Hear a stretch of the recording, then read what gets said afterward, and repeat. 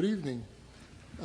We are honored tonight with the presence amongst us of the Governor of Puerto Rico, Honorable Rafael Hernandez Colon, who, with the distinguished members of our panel, Professor Galbraith and Professor Patterson, will discuss the issue of Puerto Rico as a catalyst for the development of the Caribbean. I'd also like to recognize in our audience Mr. Antonio Colorado, who is the resident commissioner of Puerto Rico in Washington.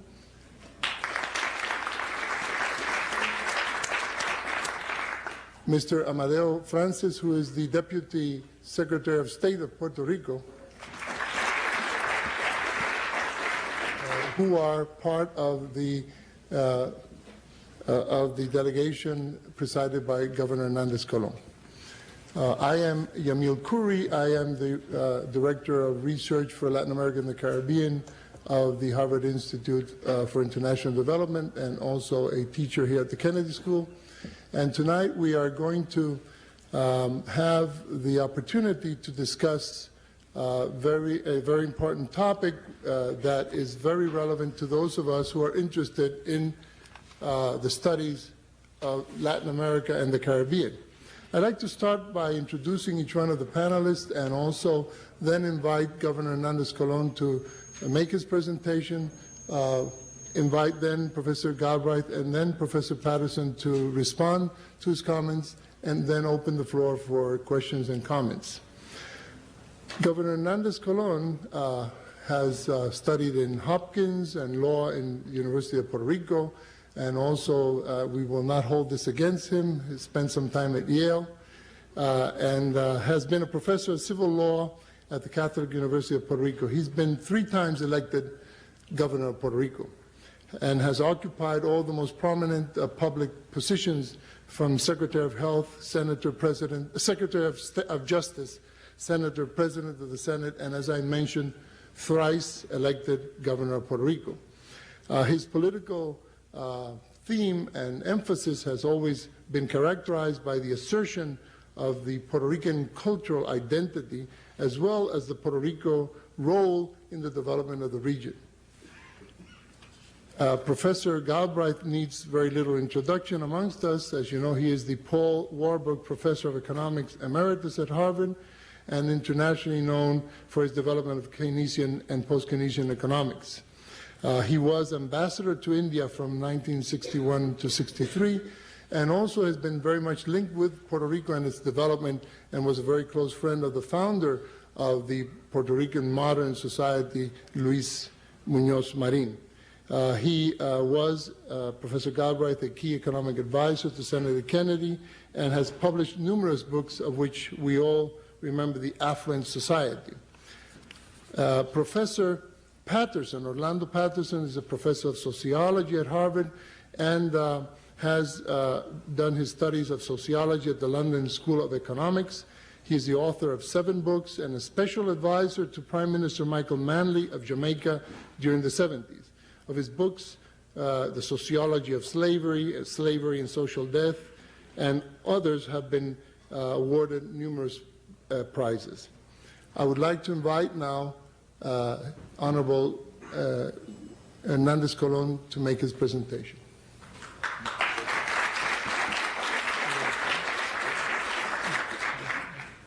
Yeah.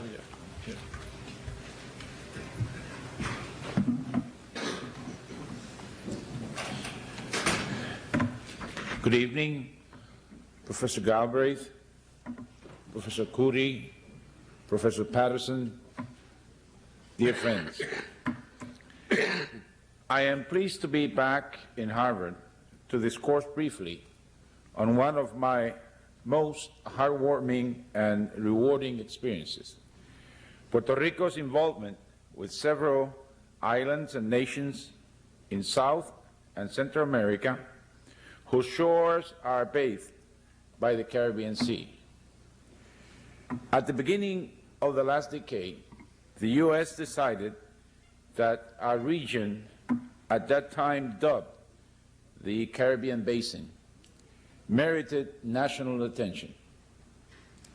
Not only was Fidel continuing to make noises and issue threats out of his sugar-dominated socialist state.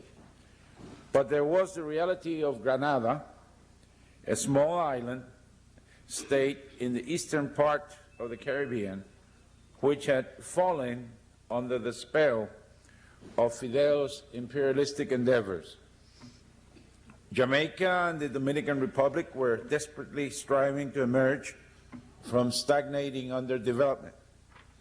And Kissinger had recently returned from Central America, shaking his head in despondency at what had occurred there through sheer neglect from the U.S., while the Soviet Union, directly and indirectly, increasingly exercised its influence in the area. Living standards in the countries of the Caribbean Basin have historically been low, ranging from the intolerable levels of Haiti, the first self-proclaimed Caribbean republic, to only slightly more satisfactory levels in several of the countries of Central America. President Reagan's call in 1983 for a Caribbean Basin initiative recognized the importance and the needs of the countries which, to use the phrase of Dominica's charming leader, Dame Maria Eugenia Charles, are indeed the front yard of the United States and deserve to be recognized and treated as such. After months of anguished congressional deliberation, the Caribbean Basin Economic Recovery Act was launched.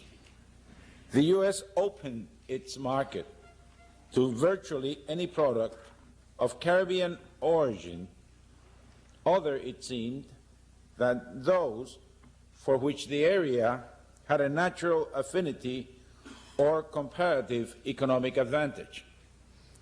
I refer to items such as clothing, leather shoes, and the like, where imports were either restricted by quotas or by high tariff walls, and to sugar, the area's principal crop.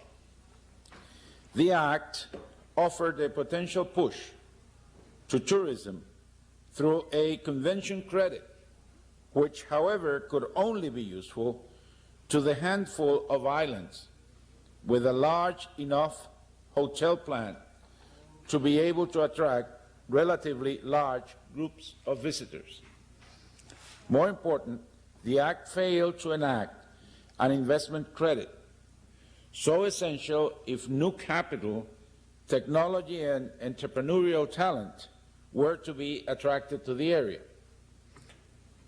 Surveying this scene upon returning to office in January 1985, I saw that by virtue of Puerto Rico's Commonwealth relationship with the United States, our extensive experience in economic development, and our Caribbean tradition, we were uniquely placed to take a leadership role in regional economic development. My strategy was to create an economic partnership between Puerto Rico and the countries in the Caribbean Basin, which, in addition to complementing and fortifying the efforts of the United States CBI, Caribbean Basin Initiative, would be critical in preserving Section 936 of the U.S. Tax Code, essential to our economic development, and which would serve as a foundation for the region's economic competitiveness. Within a year, I established our Caribbean Development Program based on three major thrusts. One, the promotion of production sharing operations or Twin 936 plans between Puerto Rico and countries of the Caribbean Basin. Two, the financing of private sector development projects in countries of the Caribbean Basin using low-cost Section 936 funds from Puerto Rico. And number three, the provision of technical assistance and collaboration programs in the areas of marketing, investment promotion, industrial development, and educational scholarships. This program has achieved impressive results and has become the backbone of Puerto Rico's diverse collaborative efforts with the countries of the Caribbean Basin. Over 100 projects have been promoted in 12 Caribbean Basin countries: Barbados, Costa Rica, Dominica, the Dominican Republic, Grenada, Guatemala, Honduras, Jamaica, Panama, St. Kitts Nevis, Trinidad and Tobago, and the Virgin Islands. These projects have created 30,000 direct jobs and represent a total investment of well over $1 billion, of which $900 million have come from the deposits of the earnings of U.S. subsidiaries operating in Puerto Rico under Section 936. From a mere $10.8 million disbursed in '88, we have seen the flow of 936 funds to the region increase steadily to $68 million in '89, $179.6 in '90, $233.3 in '92. By the end of this year, we expect to disburse another $200 million, and there are already proposals under consideration which indicate this figure may be exceeded in '93. Puerto Rico has become a major force in the transfer of technology and resources in the Caribbean Basin. Our increasing role as a major airlines hub of the Caribbean has significantly improved regional transportation links so critical to the promotion of both tourism and manufacturing processes. Moreover, the promotion of 936 financing and other investments into the region has served to strengthen regional trade.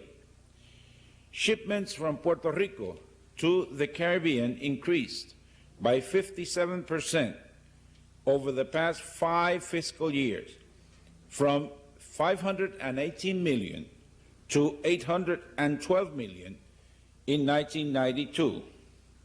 Shipments from the Caribbean to Puerto Rico went up by 56% over the same period, from $616 million to $960 million. During this same period, U.S. exports to the countries of the Caribbean Basin have steadily increased, while Caribbean exports of new products have largely been offset by declines in the area's petroleum shipments and other traditional exports to the U.S. In 1990, Puerto Rico gained observer status in the Caribbean community. The regional grouping of some 13 English-speaking member states in the Caribbean, including Guyana on the South American coast and Belize in Central America. We also became associate members in the UN's Economic Commission for Latin America and the Caribbean, ECLAC, and its sub-regional body for the Caribbean Development and Cooperation Committee, a forum for all the island states of the Caribbean, French, English, Spanish, and Dutch speaking, thus giving us direct participation into regional development initiatives in a variety of areas such as science and technology, education and culture, environmental management, health, as well as general economic and trade issues. For many years, we have also had a very active participation in the Caribbean Tourism Organization, and the Caribbean Hotel Association, we have played a leading role in the current multi-million-dollar effort to promote the Caribbean as a single tourist destination. In September 1991, we signed what was to become our most comprehensive and dynamic collaboration agreement with the 8 member states of the Organization of Eastern Caribbean States, Antigua and Barbuda, St. Kitts and Nevis, Montserrat, British Virgin Islands, Dominica, St. Vincent and the Grenadines, St. Lucia, and Grenada. This agreement covers areas ranging from trade and investment to tourism, environmental management, educational and cultural exchanges, science and technology, historical preservation, and tourism. As part of these functional cooperation commitments, we have actively participated in many of the regional forums aimed at fostering the process of Caribbean integration and the liberalization of trade in the region. Of signal importance will be Puerto Rico's membership as a donor country in the Caribbean Development Bank, which has been enthusiastically endorsed by the bank's Board of Governors, for which my government has approved a $10 million contribution, but must now await formal action by my successor. This membership will give us the opportunity to have an even more direct impact on the investment process in the region. In addition, we have played an important role as a bridge to Caribbean Central American collaboration. In 1991, President Rafael Leonardo Callejas of Honduras and Prime Minister Michael Manley of Jamaica met in Puerto Rico to discuss strategies for regional collaboration. As a result, the CARICOM Central America Forum was formed in January 1992.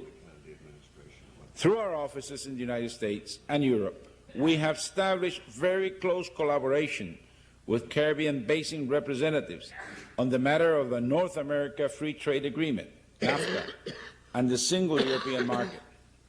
In 1991, the University of Puerto Rico celebrated the 30th anniversary of the Journal of Caribbean Studies, housed at the University of Puerto Rico's Institute of Caribbean Studies. Today, many of our institutions of higher learning have developed similar research and teaching centers, such as the Inter-American University and the Regional Caribbean Studies Association in San Germán, Sacred Heart University in Santurce, and the Center for Advanced Studies of Puerto Rico and the Caribbean in Old San Juan. Our academic linkages today are not only with Harvard, Yale, Princeton, Hunter College, or Florida International University, but also with the Regional University of the West Indies, the Regional Central American Confederation of Higher Education, and many others in the Caribbean and beyond. In 1986, we instituted our CBI scholarship program under Mr. Colorado here present, which currently has 11 students from the region attending Puerto Rican universities. How will all of this be affected by the recent political changes in Washington and San Juan? In the case of the new Democratic administration in Washington, the eventual approval of NAFTA and continuation of the current benefits of CBI will provide both the U.S. and the countries of the Caribbean with a unique opportunity to strengthen their current economic complementariness. This successful business relationship, which has developed as a result of CBI, should only grow and expand as part of NAFTA. Puerto Rico, under my,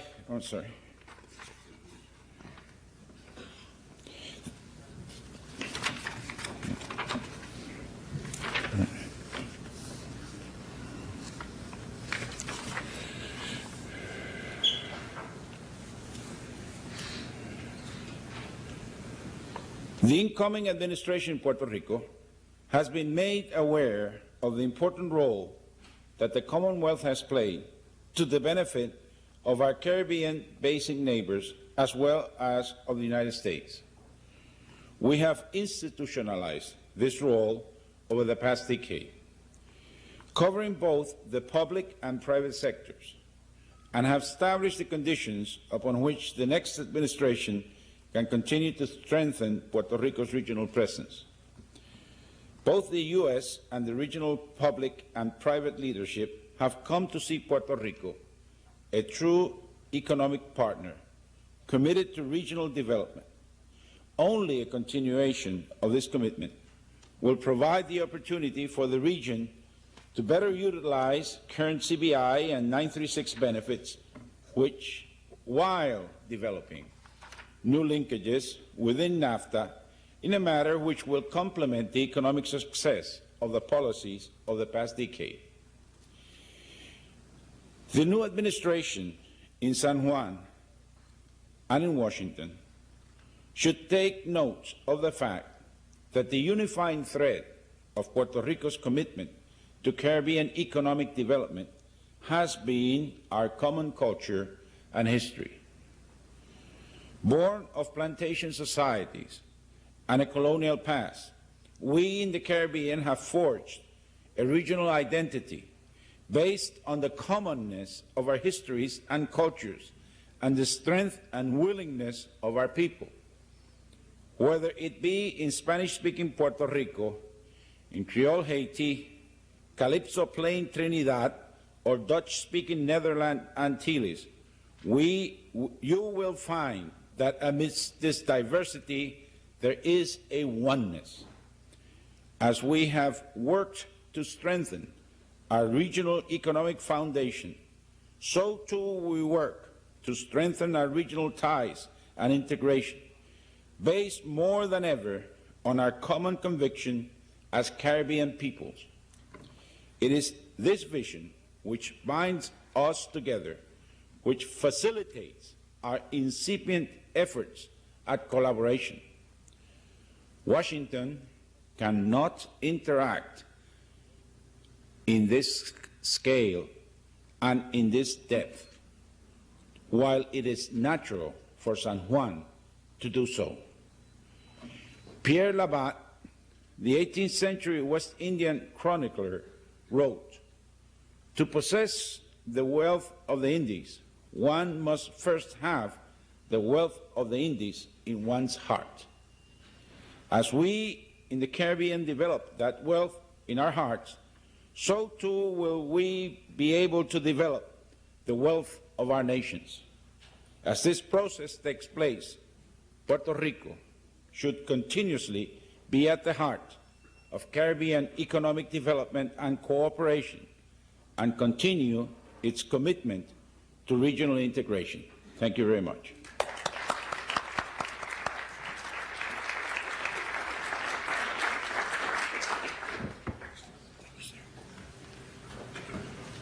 I would like to invite Professor Galbraith to comment on Governor Hernandez Colon's presentation. Well, my comment will be mercifully brief because I have never heard a more intelligent, more lucid presentation of the relationship between Puerto Rico and the Caribbean basin and Puerto Rico as a bridge from the American mainland to that area. And since there was nothing in the comment with which I could find myself in disagreement, as I say, you're spared a long disquisition. I should, however, say just a word about the longer view that many of us have held of Puerto Rico in relation to that region. My first acquaintance with Puerto Rico was in 1950, in the earliest days of the wonderful effort that that Commonwealth undertook at that time, called Operation Bootstrap.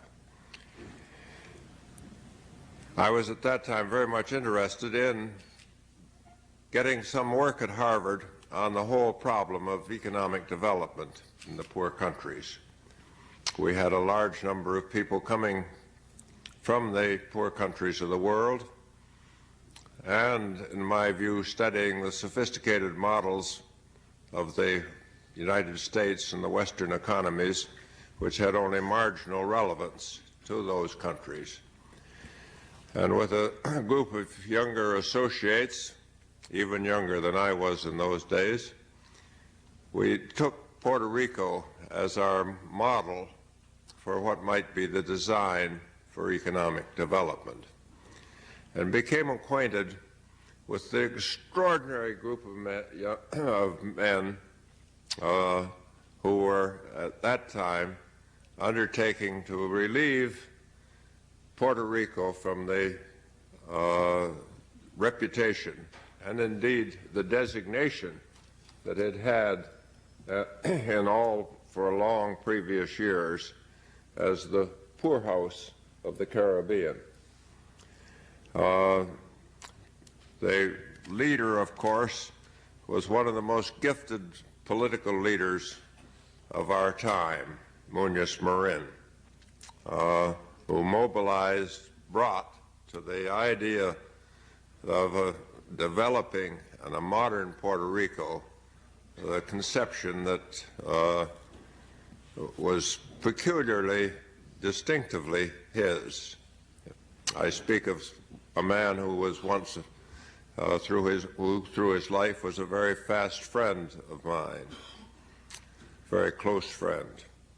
And there were others. Jaime Benitez, who was the head of the university for many years, and Theodore Moscoso, who was the designer and administrator of the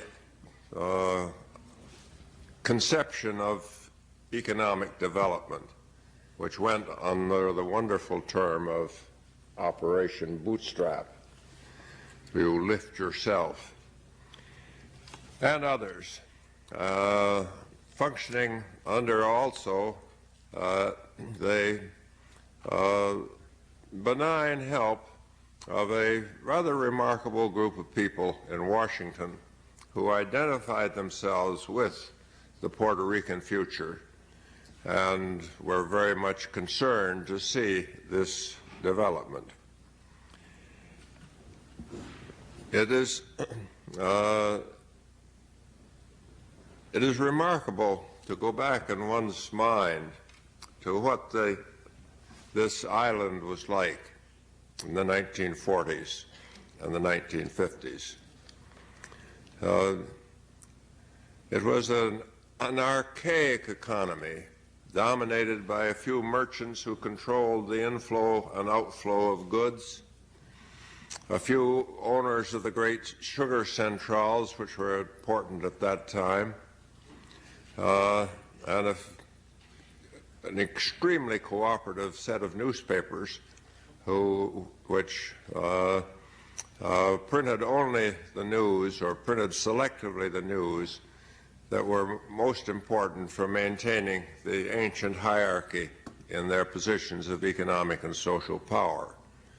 And it was into that structure, which had changed not at all from Spanish times and had changed very little from the time of Columbus, that the remarkable group of men that I have mentioned, the remarkable group of leaders, plunged themselves and led on to what has been perhaps the most remarkable example of economic development certainly anywhere in the Latin world. Puerto Rico and Costa Rica certainly have been models for the rest of Latin America. And we've heard tonight about the way in which that development has become a bridge to the rest of Latin America, and particularly to the rest of the Caribbean, to the other of the Caribbean islands. And I very much want, Governor, to see that continue, and I very much want to see it continue in roughly the present form. There's an old rule: if something works, you don't fix it. And there's something in the association of Puerto Rico with the United States that does work. Puerto Rico is now, as most of you know, divided bitterly. Well, not bitterly, because as in all countries, politics there is very much enjoyed, but is divided as between the notion of statehood and the notion of the continuation of Commonwealth status. I very much hope that the Commonwealth status, which confers certain tax advantages, certain economic advantages, and which is conceptually much better a bridge to the other Caribbean countries than would a state firmly affixed conceptually, ideologically, economically to the American mainland. Governor, our guest tonight was perhaps a little cautious on the subject of the Commonwealth status. I hope that some of you will press him on that matter, because he has been one of the devoted advocates of that very sensible, of continuing that very sensible arrangement, which, as I say, confers industrial advantages on Puerto Rico and maintains the relationship between the mainland of the United States and the Caribbean basin. I have said many times here at the forum that I have very great difficulty confining my remarks to a few minutes, because it's now approaching 60 years since I first joined the Harvard faculty, and during all that time I learned to take any idea, however fragile, and extend it to 55 minutes, and to contract any idea, however complex, into 55 minutes. Some of you have heard me tell of this training before. So you will understand the enormous sacrifice that I am making when I tell you that I would like now to give the floor to my distinguished colleague here on my left.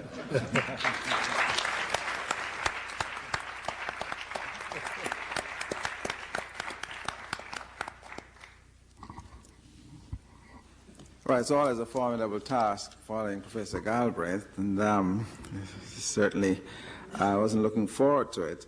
I was looking forward, however, to hearing Governor Hernandez Colon, and I was pleased to hear his vision of an integrated Caribbean society which incorporates the Latin regions. I share that hope myself. You know, it's very strange, but Cuba lies 90 miles to the north of Jamaica. On a very, very clear day, you can just about see it. But growing up in Jamaica, it might as well be on the other side of China. And the same goes for Puerto Rico. And I guess the best way of expressing this is through the parable of the airlines. I mean, it would make far more sense in light of what the governor just said about Puerto Rico becoming a hub, an airline hub, that people traveling from Jamaica to America should go via Puerto Rico, which we almost never do. As a matter of fact, although Puerto Rico lies very close to Jamaica, to get to Puerto Rico, I have to fly to Miami first. Now the point is raised of Puerto Rico becoming a bridge, but so far it seems that the United States has been a bridge between the Latin and non-Latin Caribbean, and that's a noble ideal, a great one if it could be achieved.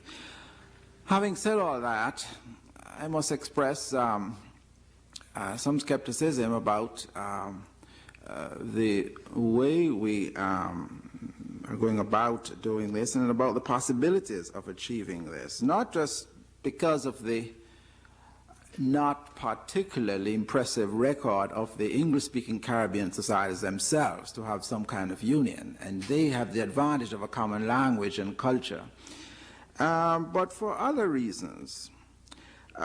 Let me begin by asking, first of all, do we need a bridge? Why not link directly with the United States? I mean, why do we need Puerto Rico as a bridge? Why not join with Puerto Rico in some kind of direct relationship with the United States? It would seem that there's some basic assumption here of special role as a kind of major state within a system of island states in the Caribbean, which is being carved out for Puerto Rico. That may have some logic to it, but I can assure you, given what I know of island nationalism in the Caribbean, many people will be skeptical about the need for a bridge. Perhaps we can talk about that, just whether the argument has been made for a bridge to the United States as opposed to simply directly going to the United States. The problem is that the United States have never found it necessary to have a bridge to the Caribbean. As you know, when it decided it wanted to invade Grenada, it didn't seek Puerto Rico's approval or Puerto Rico as a bridge, it simply went in. And the same goes in less dramatic ways in its other dealings with the Dominican Republic, with Haiti, with Jamaica, and other countries. So why the need for a bridge is the first question I'd like to ask. Secondly, even if there is, let's say there is a need for a bridge, I'd like to suggest that another country already exists which, which is that bridge. That other country is Miami. Which quite seriously, has indeed achieved and has become exactly the sort of things which the government is suggesting. It is the commercial hub of the region, it is the intellectual hub, it is the political hub of the region, and it is, of course, the refuge for everyone who is concerned about the changing value of money or the possible risk of any reform government. As I love to regale my students in my Caribbean course, I mean, it's the mark of elite status all over the Caribbean now, not just the Latin Caribbean, that you have a green card and a second home in Miami. So a bridge already exists directly to the horse's mouth, so to speak, and one wonders then why the need to build this this new bridge. I mean, the elites in the islands will have to be persuaded that they need to go via Puerto Rico, given their strong ties with Miami. But of course, the argument which the governor makes is develops from a program which President Reagan announced in '83, the CBI program, Caribbean Basin Initiative. Now, it's important to examine that. It's now has a track record of almost 10 years. And since what's being proposed, in fact, is an extension of this, one may well ask, what has the mother program, so to speak, the CBI, achieved? Well, I'm sorry to say that, in spite of all the hype, in spite of all the good intentions, you talk to any businessman, forget about the economists, forget about the policymakers, when I'm in America, I talk to economists and policymakers. When I'm in Jamaica, I speak to my wealthy businessman friend. I don't, to a man and a woman, they all express disappointment or things which are unprintable or unsayable in polite company of this nature when CBI is mentioned. The reason being, of course, I mean, there are several reasons for this. I mean, in the first place, CBI was largely hype in that the 80% of the much trumpeted export concessions were already enjoyed by the region on the generalized system of preferences.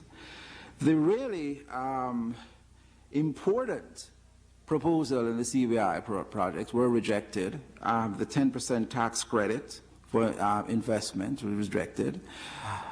One would have thought, too, that of all things, as the governor mentioned, the production of sugar is one of the things which has joined the Caribbean together, whether it's Latin, Dutch, or English-speaking.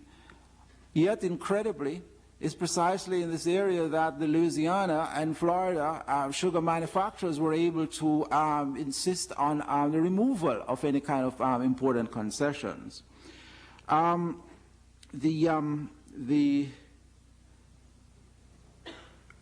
actual bottom line, of course, has been that imports from CBI countries to the United States since 1983 have declined by 15%, from 7.5 billion US in 1983 to 7.5 billion from the figure of 8.83 billion in 1983. What's that, in fact? I mean, the opposite of what has actually been achieved has been achieved. I mean, the region has been importing far more from the U.S. and has been running up tremendous deficits. None of the potential, much high potential for investment has been realized. Now, the governor has advocated a program which many people in the English-speaking Caribbean I know of are very excited about. The Twin Plans program proposes, of course, the assembling of goods manufactured in Puerto Rico, in the islands, in the poorer islands, taking advantage of their cheaper wages, and the various investment credits which the governor proposed. I'm all for this. I'm all for any kind of investment which will can be generated in these islands, some of which are desperately poor. There is one problem with this proposal, of course, not only for the plans in general for the English-speaking and non-Latin-speaking region generally, but for Puerto Rico itself. And that's it.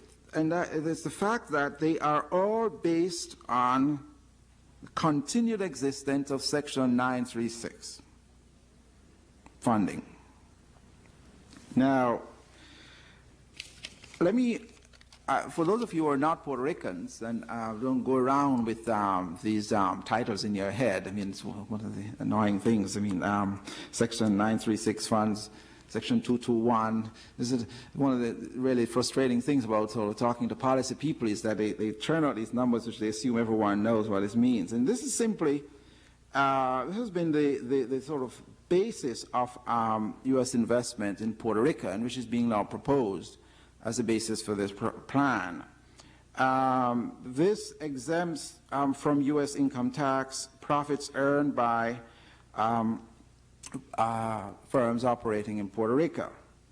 It's been a major investment incentive, and it's certainly been of tremendous help to Puerto Rico. it continues to be a mainstay of the Puerto Rican economy. 33% of all bank deposits are based on these funds.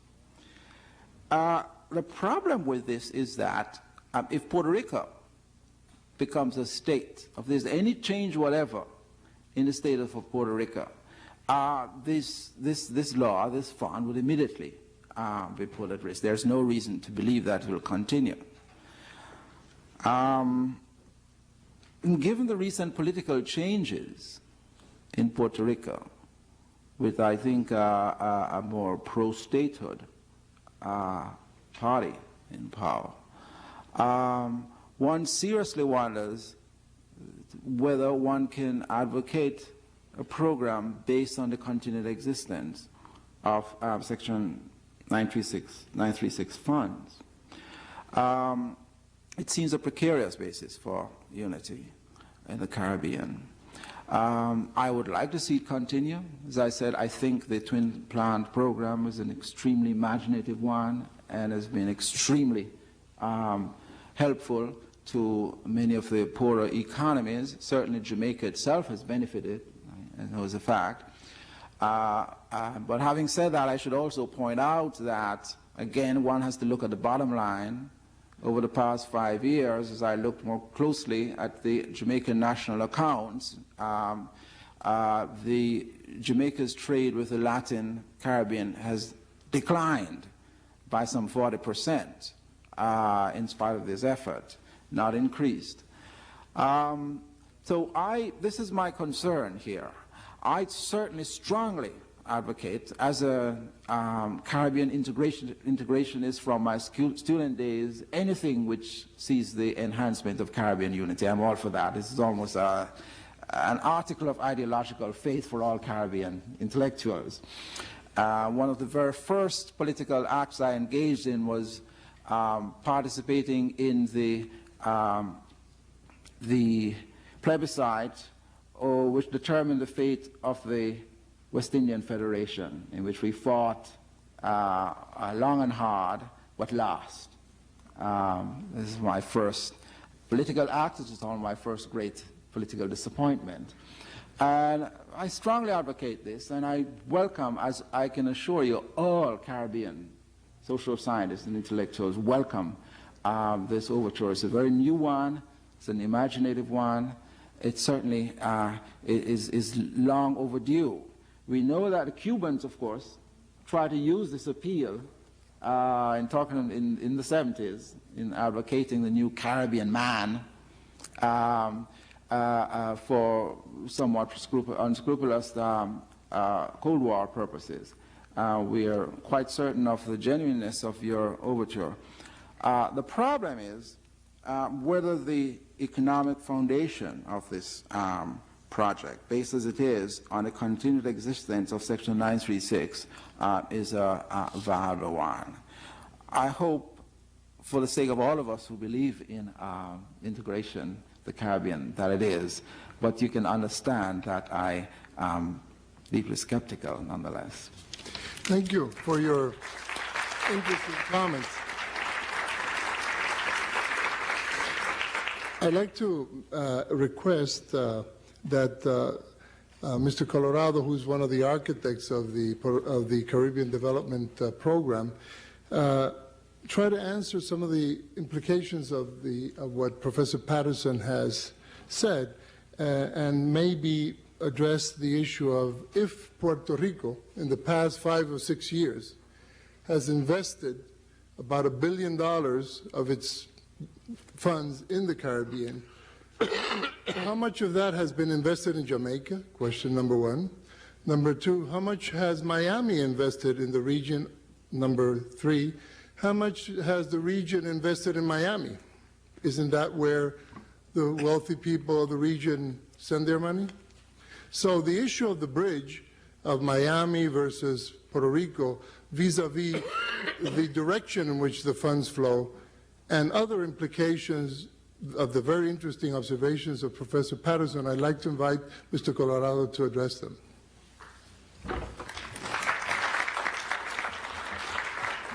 Well, thank you. Thank you very much, Professor Curry.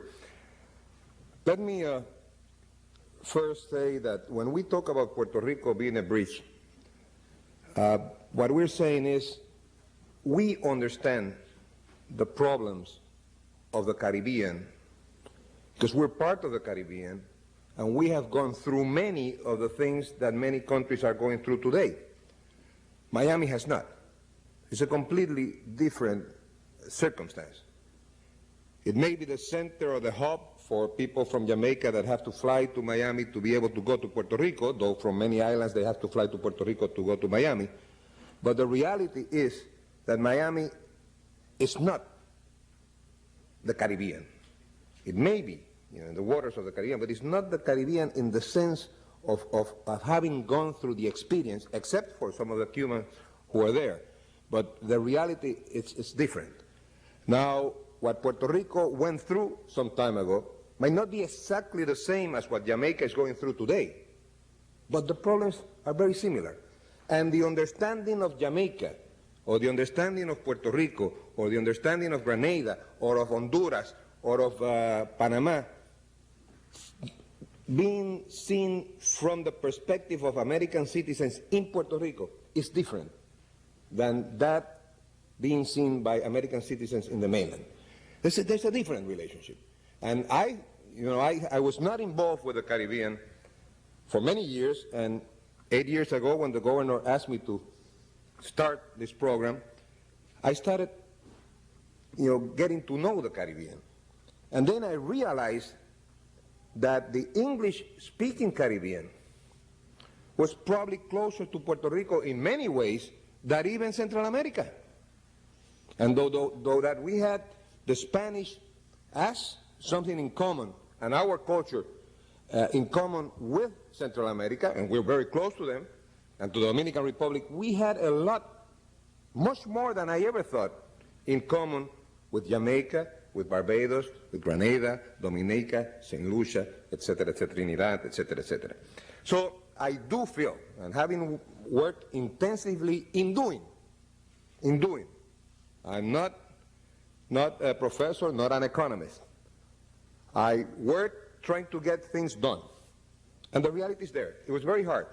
But Jamaica, for example, today is utilizing over $300 million of 936 funds, which saves not a large amount of money, saves $6 million a year to Jamaica in money that otherwise would flow out of Jamaica into the United States or other places. So it's money that Jamaica is being able to utilize because of this program. Jamaica was the first one to get a loan because they got interested. And then Siaga left, Manley came in, we became very good friends, and Manley continued with the first bond issue. And then later on, the first bond issue through the new entity that we created in Puerto Rico called Carifa to issue bonds in Puerto Rico. So what Puerto Rico is doing is utilizing its experience and utilizing the tools it has today. See, I'm going to continue doing things even though I know I'm going to die. I'm not going to stop doing things because I think that sometime, maybe tomorrow, I will not be here. So I think that the tools that you have today, you utilize today.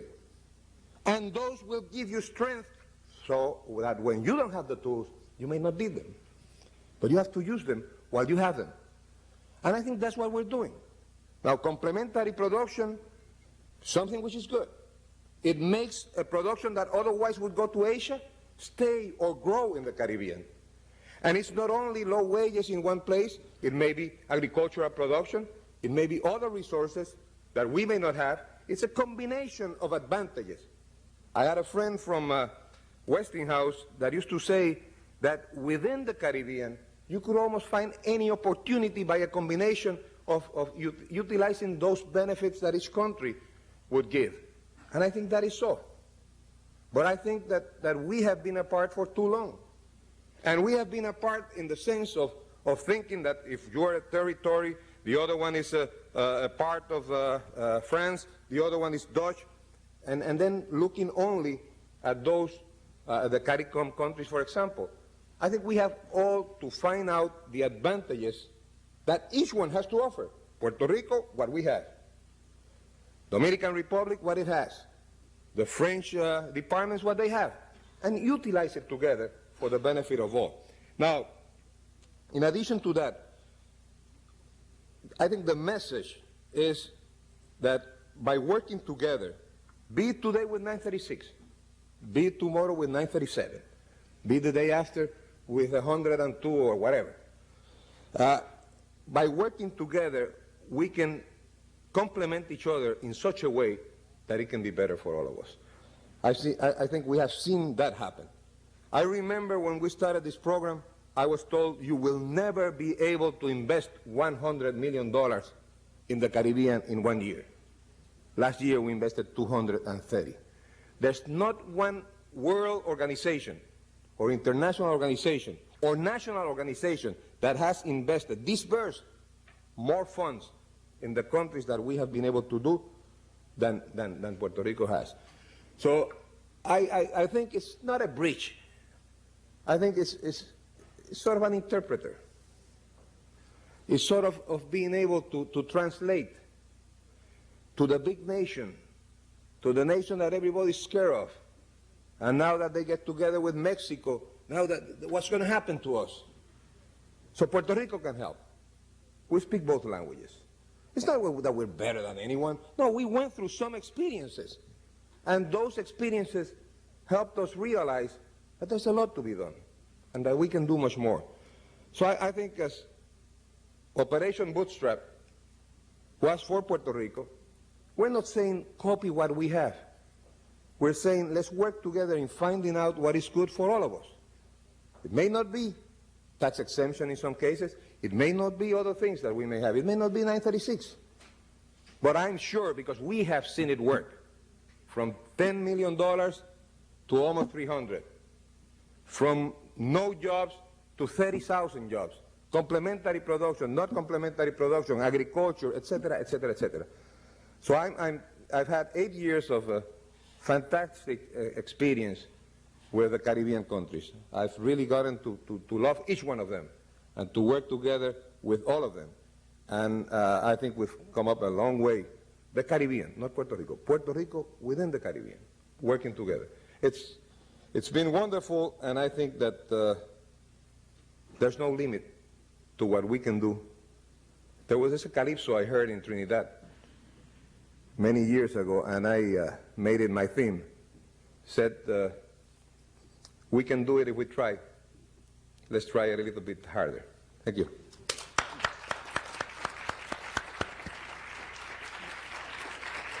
I'd like to invite questions from the floor, if anyone wishes to. Please.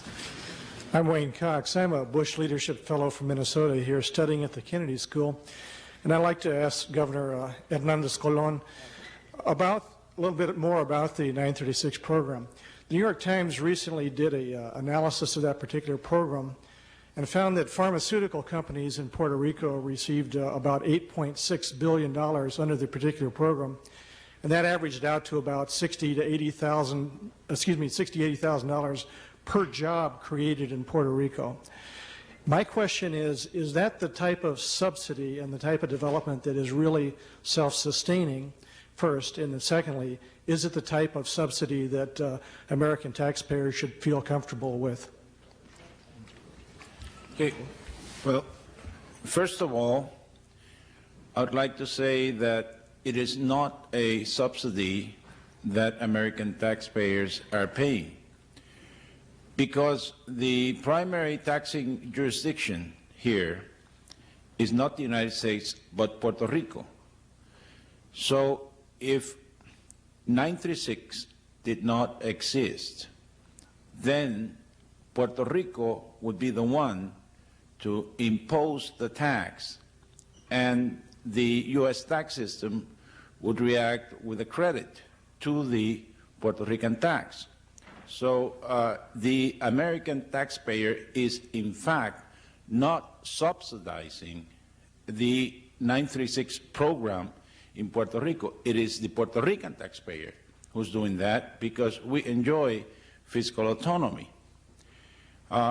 Secondly, the pharmaceutical industry has proved to us to be an industry which pays high wages, which demands high skills from our workers, which has held up strong in recession, which has a particular ability to expand horizontally, and we have seen satellite industries of Puerto Ricans grow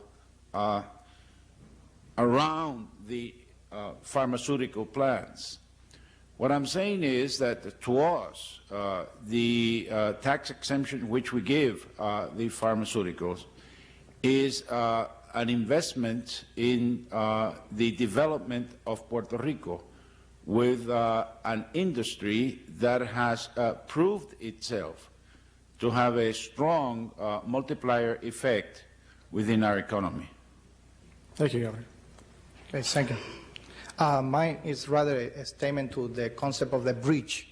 My name is Marshall Lopez. I'm from the Harvard Education School. When I was hearing about the bridge concept, I want to address Mr. Patterson that the invasion to Grenada was sent from the base of Puerto Rico because we got a military common force. So that was sent from there. We have the expertise at the island, and I'm one of those engineers who graduated from the island. I have been living here for 15 years, back and forth from the island. So we got the technology base because of the sharing with multinational corporation in the United States. There is a bridge on bilingual because we share both language, and that's an advantage that gives us as a bridge. We have 4 million Puerto Ricans outside of the island, which provide a network across the world, and we are everywhere, even Japan and Asia, you name it, we are there. So that network is a powerful network that gives us bridge to across the nation like other nations. We have common ground with the Hispanics in the power of politics in the United States, so that gives us a caucus, common cultures that we share with them, even though we don't only have voice at the Congress. We got also the linkage of the Congress, and we participate in presidential convention, even though we don't vote for the president. That gives you some powerful, sometimes to negotiate a little bit. And the security, we don't nationalize industries like Jamaica did it during the socialist change of government one time. You correct me if I'm wrong, but there is a protection for the nation, for the one who invests at the island. So if that is enough, that's my statement, and you correct me if I'm wrong. There was no comment. Okay. My name is Holly Kaufman, and in light of the discussion about Caribbean integration, I'm curious to hear from several of you if you have differing opinions on what current Puerto Rican and other Caribbean relations are towards Cuba, and do you see them changing, and if so, how?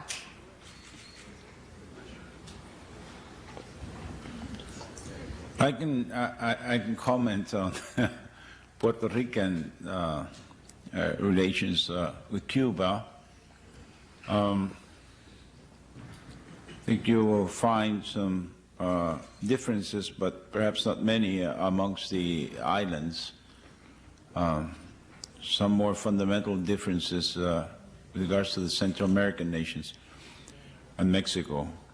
But anyhow, as far as Puerto Rico is concerned, we fall under U.S. foreign policy. So we do not have a relationship with Cuba in a commercial sense. We have relationships with Cuba in sports, for instance, in cultural matters, and these relationships have allowed us to see that the effects of the embargo and the system, and they would like to blame it all on the embargo, but it certainly is more the system than the embargo. But anyhow, the Cuban people are suffering desperately at this point in time. Now, personally, I would like to see the United States seize the moment for diplomacy and try to work it out for democracy with Castro at this precise moment, not continue to wait as the tourniquet turns on the Cuban people, who are the ones who are today suffering more than ever. However, the United States, in using diplomacy, must be,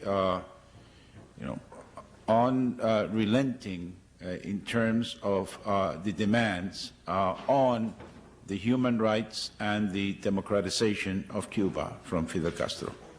Could I add a word on? Yes, sir. I agree with that. I would put it in more blunt terms. It is our policy toward Cuba during the Cold War was questionable, and now there can be no question whatever that it is obsolete. And the embargo should be lifted, and Cuba should be allowed to make its own way.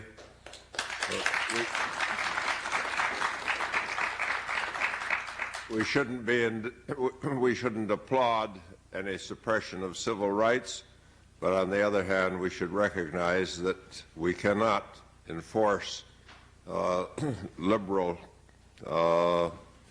political policies around the world, and there may be quite a few in the world that are worse than Cuba.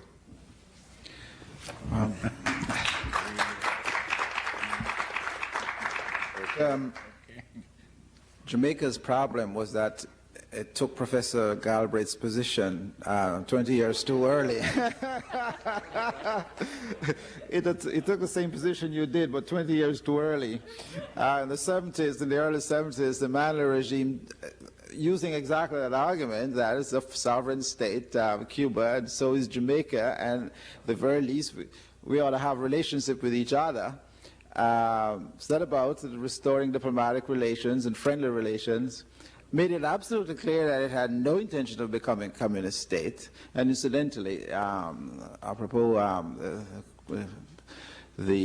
what was said by the previous speaker, Jamaica did not nationalize any industries. It did not nationalize the bauxite industry. It merely increased the revenues it earned from it. It didn't nationalize the tourist industry, but because of American hysteria towards Cuba, it was felt that Jamaica would be going communist, so that the owners of the hotels all fled and sort of provided the Jamaicans with bargain basement prices for their hotels. At first, we suffered greatly by this, because a part of the consequences of the hysteria about Jamaica going communist, which it never was, I can assure you, the members of the cabinet were far to the right of anyone here today.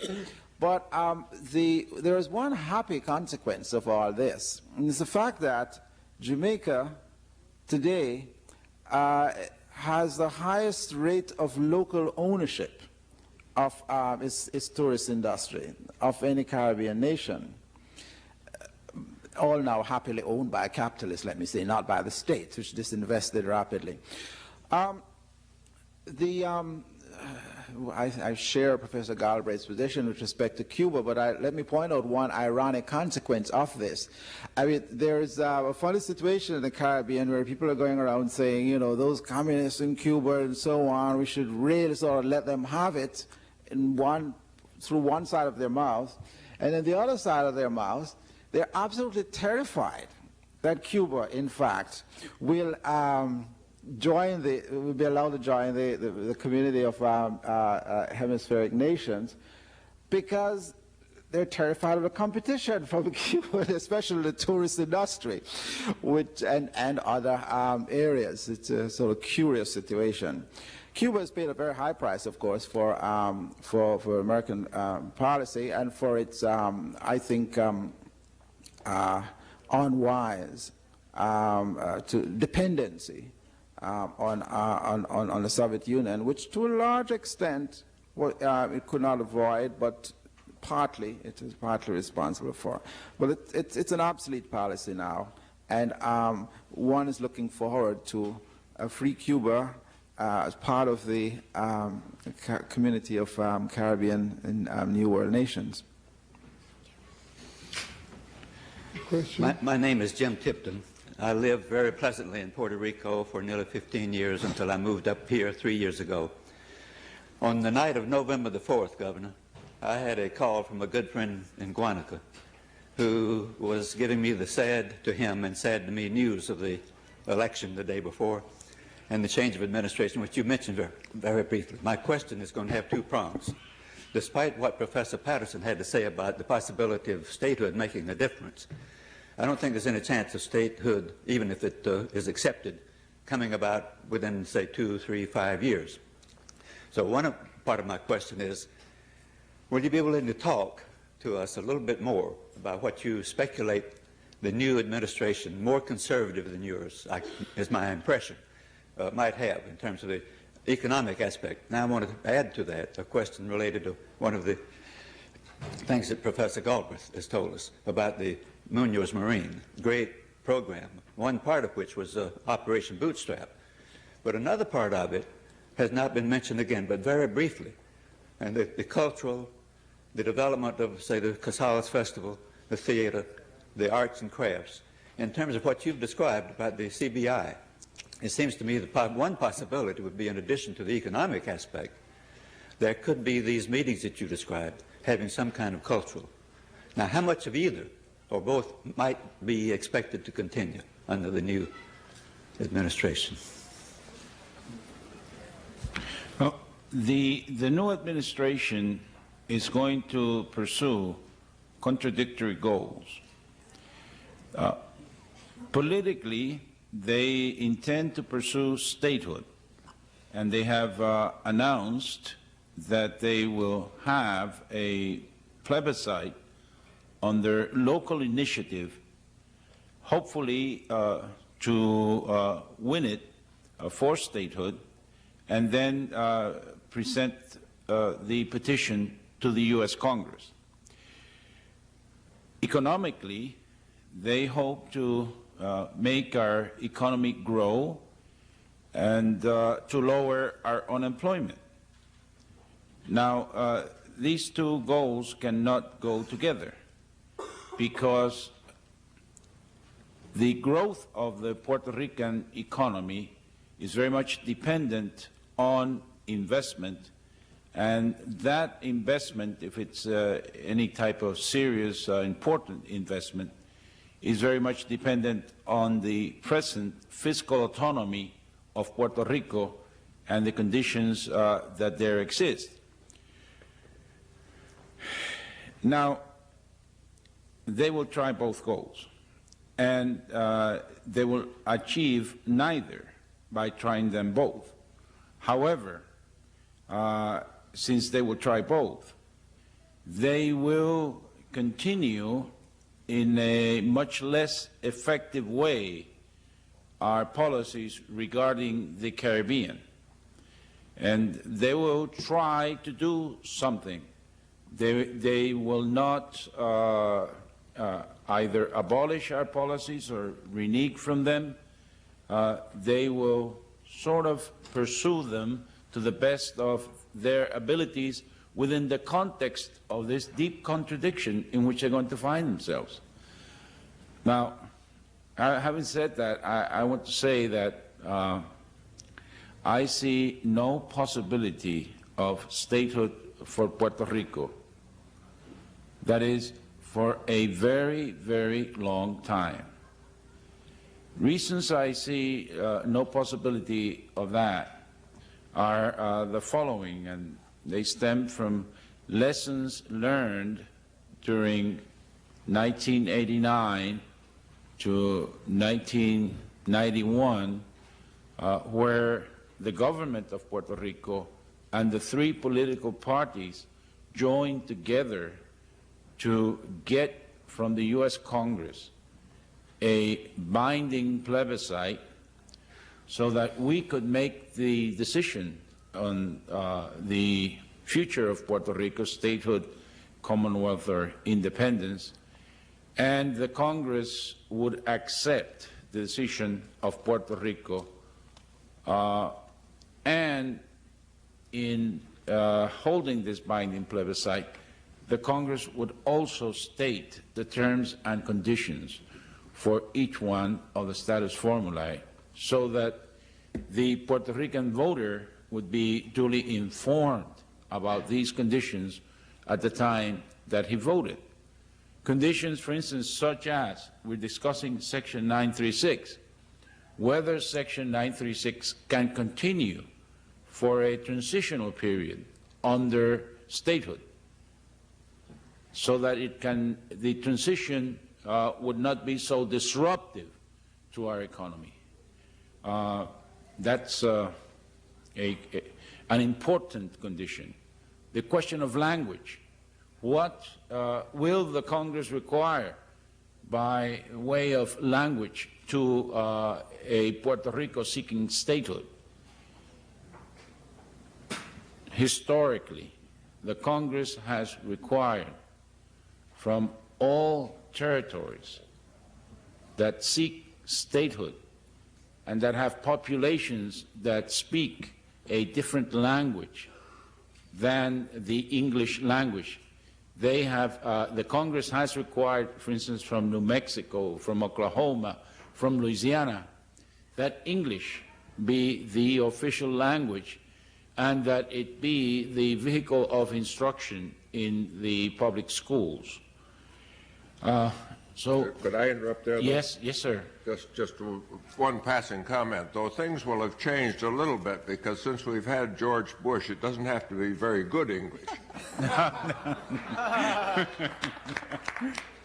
Well, not only George Bush, but our Vice President. Well, anyhow,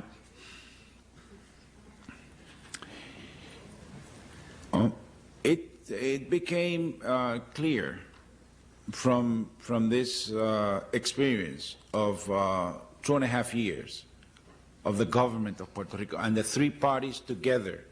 This is the first time in history that this has happened. That, number one, the Congress will not hold a binding plebiscite in Puerto Rico. Very clear, but very, very extremely clear. And they won't do it because of statehood. And the reason they would not do it because of statehood is because statehood presents three serious problems. One is the economic problem, and the effects of statehood, given the absence of Section 936 and our fiscal autonomy, upon our present industrialized economy.